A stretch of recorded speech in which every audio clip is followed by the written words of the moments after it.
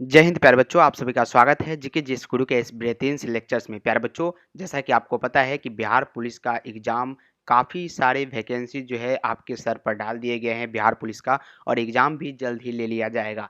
तो इसीलिए हम लेके आ चुके हैं आपके सामने फिर से मॉडर्न फिजिक्स का काफ़ी इम्पोर्टेंट ऐसे-ऐसे पॉइंट और ऐसे-ऐसे ऑब्जेक्टिव एमसीक्यू जो कि आपके प्रीवियस ईयर के एग्ज़ाम में पूछे जा चुके हैं, और ये वन लाइनर क्वेश्चंस होने वाला है। आपका टाइम वेस्ट बिल्कुल भी नहीं होगा, और आज का ये सीरीज़ आपके बिहार पुलिस एग्ज़ाम के लिए काफ़ी ज़्यादा इंपॉर्टेंट होने वाला है। तो फटाफट से एक बार वीडियो को लाइक कर लीजिएगा, चैनल को सब्सक्राइब करके शेयर करने का प्रयास कीजिएगा। और पहला नंबर सवाल पर हम लोग चलते हैं। ये रहा फर्स्ट नंबर क्वेश्चन। साथियों, पहला नंबर सवाल आपसे पूछा जा रहा है कि परमाणु के नाभिक में होता है। परमाणु के जो नाभिक होते हैं प्यारे बच्चों, परमाणु के जो नाभिक होते हैं, इसमें क्या होता है बताना है आपको। तो परमाणु के नाभिक में प्यारे बच्चों याद रखिएगा, परमाणु के जो नाभिक में होता है वो क्या होता है, प्रोटॉन होता है। प्रोटॉन होता है, प्लस में न्यूट्रॉन होता है, याद रखिएगा। प्रोटॉन और न्यूट्रॉन परमाणु के नाभिक में पाए जाते हैं। और इलेक्ट्रॉन सर कहाँ पे पाए जाते हैं, तो परमाणु के बाहर जो है ये चक्कर लगाते हुए रहता है, याद रखिएगा। पर यहाँ पे चक्कर लगाता है, यानी कह सकते हैं इसके बाहरी सतह पर पाया जाता है। दूसरा नंबर सवाल है कि नाभिक का आकार होता है। नाभिक का प्यारे बच्चों आकार होता है, बताइएगा। सभी का जवाब कमेंट बॉक्स में आना चाहिए। मैं सभी का आंसर यहाँ पे सीन कर रहा हूँ, फटाफट से एक बार अपना अपना आंसर कमेंट बॉक्स में देंगे। जी हाँ, तो नाभिक का आकार जो होता है वो 10 के पावर -15 मीटर, याद रखिएगा। क्या 10 के पावर -15 मीटर, ये क्या होता है, नाभिक का आकार होता है। यानी कह सकते हैं ये जो हमने छोड़ा है ये बीच में, ये पॉइंट से भी बहुत कम मात्रा में पाया जाता है। अगला सवाल है कि सर इलेक्ट्रॉन की खोज की थी। काफ़ी इंपॉर्टेंट क्वेश्चन, जैसा कि आपको पता होगा ये सवाल काफ़ी सारे कंपटीशन के एग्जाम में पूछे गए, लेकिन आपके लिए इम्पोर्टेंट है बिहार पुलिस के लिए, तो बिल्कुल पूछे जाएंगे ऐसे सवाल। जनरल साइंस से जो भी सवाल आपसे पूछे जाते हैं प्यारे बच्चों, वो काफ़ी ज़्यादा इंपॉर्टेंट होता है, याद रखिएगा। तो इस प्रकार के जो प्रश्न हैं आपसे 100% पूछे जाएंगे, श्योर रहिए कि ये प्रश्न आपसे पूछे जाएंगे। तो आप लोग फटाफट से कमेंट बॉक्स में जो है आंसर को डालने का प्रयास करेंगे। सभी का आंसर मैं सीन कर रहा हूँ यहाँ पे, फटाफट से एक बार आंसर दीजिएगा कमेंट बॉक्स में। इलेक्ट्रॉन की खोज की थी तो जे थॉमसन ने 1897 में किया था इलेक्ट्रॉन की खोज, याद रखिएगा। ये स्टार मार्क सवाल आपके लिए हो जाएगा इस बार बिहार पुलिस एग्जाम के लिए। काफ़ी मात्रा में आपके सामने वैकेंसी है, इग्नोर ना करें।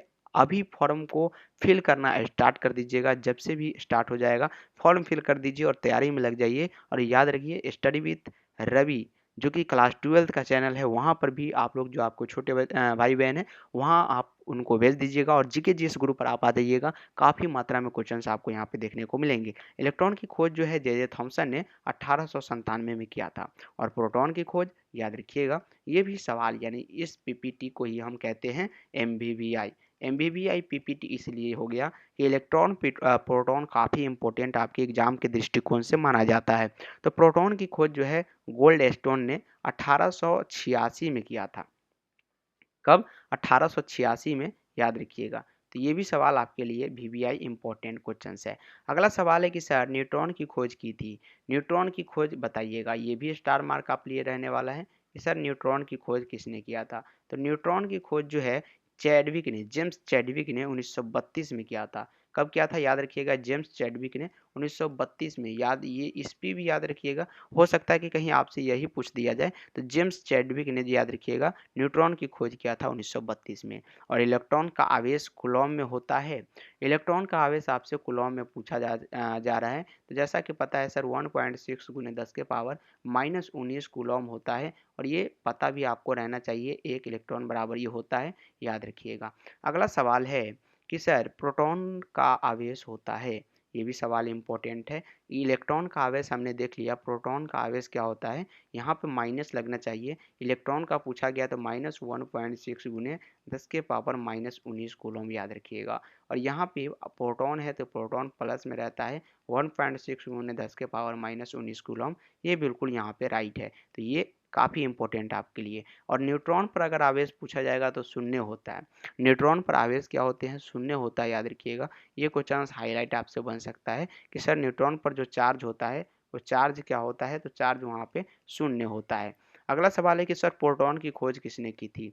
ये भी सवाल काफ़ी इंपॉर्टेंट कि सर प्रोटॉन की खोज किसने किया था। तो प्रोटॉन की खोज जो है प्यारे बच्चों, ये किसने किया था बताइएगा।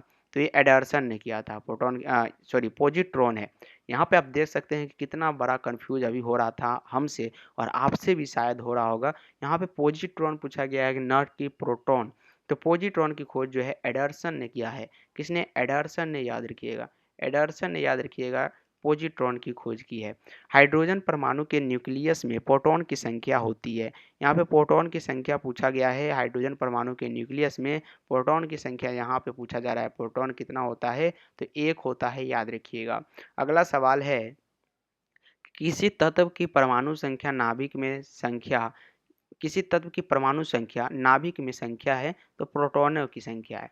जितना प्रोटॉन होगा उतना ही क्या होगा? किसी तत्व की परमाणु संख्या होगी। जितना प्रोटॉन उतना क्या है? परमाणु संख्या। क्या होगा यहाँ पे? परमाणु संख्या, याद रखिएगा। तो ये आप याद रखिएगा। परमाणु में प्रोटॉन रहते हैं नाभिक के भीतर।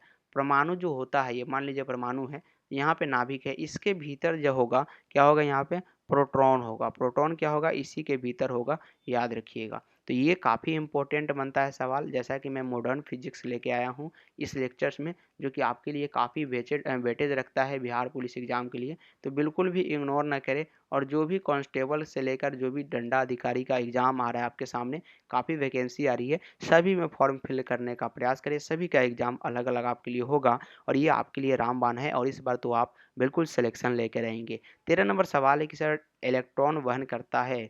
इलेक्ट्रॉन जो है ये किसका वहन करता है? तो एक यूनिट ऋण आवेश का। एक यूनिट ऋण आवेश का वहन जो है इलेक्ट्रॉन करता है, याद रखिएगा। नोट में है कि सर पॉजिट्रॉन इलेक्ट्रॉन एक कण है। यहाँ पे एक कण होगा, याद रखिएगा। एक फोटोन का वेग प्रकाश के वेग के बराबर होता है। अगला सवाल है 15 नंबर की सर समस्थानिक परमाणु में क्या होते हैं? समस्थानिक परमाणु में बताइएगा क्या होता है? समस्थानिक परमाणु कहने का मतलब सबसे पहले जान लीजिएगा कि समस्थानिक स्थान समान है लेकिन परमाणु भार अलग अलग है, याद रखिएगा। यानी प्रोटॉनों की संख्या तो समान रहेगी। यहाँ पे संख्या जो है, यहाँ पे समस्थानिक में संख्या समान रहती है लेकिन भार अलग अलग रहती है। तो प्रोटॉनों की संख्या समान होगा और समभारिक रहता तो भार सेम होता और संख्या अलग अलग रहता। लेकिन यहाँ पे संख्या समान होता है इसलिए इसको समस्थानिक परमाणु बोलते हैं। अगला सवाल है कि सर समस्थानिक होते हैं किसी एक ही तत्व के परमाणु जिनका क्या होता है? परमाणु भार भिन्न भिन्न। जैसा कि हमने अभी बताया कि सर परमाणु भार भिन्न भिन्न किंतु परमाणु क्रमांक समान होता है, यही क्या होगा? परमाणु समस्थानिक कहलाता है। 17 नंबर सवाल है कि किसी परमाणु नाभिक का आइसोटोप वह नाभिक है। किसी परमाणु नाभिक का आइसोटोप वो नाभिक है जिसमें क्या होता है? प्रोटॉनों की संख्या वही होती है परंतु न्यूट्रॉनों की संख्या भिन्न होती है। ये स्टार मार्क सवाल होगा। ऐसे दो तत्व जिनमें इलेक्ट्रॉनों की संख्या भिन्न भिन्न हो परंतु जिनका द्रव्यमान संख्या समान हो उसको हम लोग समभारिक बोलते हैं। तो ये भी सवाल आपके लिए रामबाण एंड इम्पोर्टेंट होने वाला है। अगला है 19 नंबर कि सर ऐसे परमाणु जिनके परमाणु क्रमांक समान परंतु परमाणु द्रव्यमान भिन्न भिन्न होते हैं क्या कहलाते हैं? बताइएगा। ऐसे तत्व जिनके परमाणु क्रमांक समान है, परमाणु क्या है? क्रमांक समान है परंतु परमाणु द्रव्यमान भिन्न भिन्न है, उसको हम लोग समस्थानिक बोलेंगे। क्या बोलेंगे? समस्थानिक बोलेंगे। और ये आपके लिए काफ़ी ज़्यादा इंपॉर्टेंट रहने वाला है। समस्थानिक, संभारिक, ऐसे सवाल जो है आपसे पूछे जाते हैं, याद रखिएगा। अगला सवाल है कि सर किसी तत्व के सर्वाधिक समस्थानिक होते हैं। तो ये पोलोनियम में जो है सर्वाधिक समस्थानिक पाए जाते हैं, याद रखेंगे। अगला सवाल है 21 नंबर कि सर परमाणु जिनमें प्रोटॉनों की संख्या समान परंतु न्यूट्रॉनों की संख्या भिन्न भिन्न रहती है क्या कहलाती है? परमाणु जिनमें प्रोटॉन तो समान है लेकिन न्यूट्रॉन की संख्या अलग अलग है तो इसको हम लोग समस्थानिक बोलेंगे। क्या बोलेंगे? समस्थानिक। एक भारी नाभिक के दो हल्के नाभिकों में टूटने की प्रक्रिया को हम लोग क्या बोलते हैं? एक भारी नाभिक है मान लीजिए और इसको दो अलग अलग छोटे छोटे नाभिक में टूट गया, इस प्रक्रिया को हम लोग नाभिकीय विखंडन बोलते हैं। न्यूक्लियर फ्यूजन्स बोलते हैं, याद रखिएगा। क्या बोलते हैं? Nuclear fusions. परमाणु बम आधारित है, परमाणु बम भी नाभिकीय विखंडन पर आधारित है, याद रखिएगा। परमाणु बम किस पर है? न्यूक्लियर फ्यूजन पर आधारित है, याद रखिएगा। ये आपके लिए इम्पोर्टेंट एंड रामबाण है आपकी एग्जाम के लिए। हाइड्रोजन बम आधारित है, हाइड्रोजन बम नाभिकीय संलयन पर आधारित है, याद रखिएगा। न्यूक्लियर फ्यूजन यहाँ पे नहीं लागू होगा। हाइड्रोजन बम किस पे आधारित है? यहाँ पे नाभिकीय संलयन पर आधारित है। याद रखिएगा किस पर? नाभिकीय संलयन पर आधारित है। चले अगला नंबर सवाल की ओर। तो किसने सबसे पहले नाभिकीय रिएक्टर बनाया था? ये सवाल आपसे पूछा जाता है कि सर किसने सबसे पहले नाभिकीय रिएक्टर बनाया था? तो फर्मी ने। फर्मी ने सबसे पहले जो है नाभिकीय रिएक्टर तैयार किया था। याद रखेंगे। अगला है कि रेडियो सक्रिय पदार्थ उत्सर्जित करता है। रेडियो सक्रिय पदार्थ क्या उत्सर्जित करता है? तो अल्फा रेज, साथ ही साथ बीटा रेज। यहाँ पर क्या होगा? ये बीटा रेज और गामा रेज। याद रखिएगा। अगला है कि सर सूर्य पर ऊर्जा का निर्माण होता है। सूर्य पर ऊर्जा का निर्माण होता है तो नाभिकीय संलयन पर। नाभिकीय संलयन पर क्या होता है? ऊर्जा का निर्माण होता है। ऋणात्मक आवेश होती है बीटा कण पे। बीटा कण पर क्या होता है? ऋणात्मक आवेश होता है। याद रखिएगा। अगला नंबर सवाल है कि सर अल्फा कण के 2 इकाई धन आवेश होते हैं। इसका द्रव्यमान बराबर होता है। अल्फा कण के 2 इकाई धन आवेश होता है। इसका द्रव्यमान हीलियम के एक परमाणु के बराबर होता है। क्या होता है? हीलियम के एक परमाणु के बराबर होता है। 30 नंबर सवाल है कि सर कोबाल्ट 16 विकिरण चिकित्सा में प्रयुक्त होता है। कोबाल्ट 16 जो है ये विकिरण चिकित्सा में प्रयुक्त होता है क्योंकि यह उत्सर्जित करता है गामा किरण। गामा किरण उत्सर्जित करता है। नेक्स्ट क्वेश्चन है कि नाभिकीय रिएक्टर में न्यूट्रॉन नियंत्रक के रूप में प्रयोग किया जाता है। कैडमियम या बोरॉन के रूप में। याद रखिएगा। कैडमियम या बोरॉन। अगला सवाल है कि किस प्रकार की अभिक्रिया में सबसे अधिक हानिकारक विकिरण पैदा होता है? किस प्रकार की अभिक्रिया में सबसे अधिक हानिकारक विकिरण पैदा होता है? विखंडन अभिक्रिया में। विखंडन अभिक्रिया। याद रखिएगा।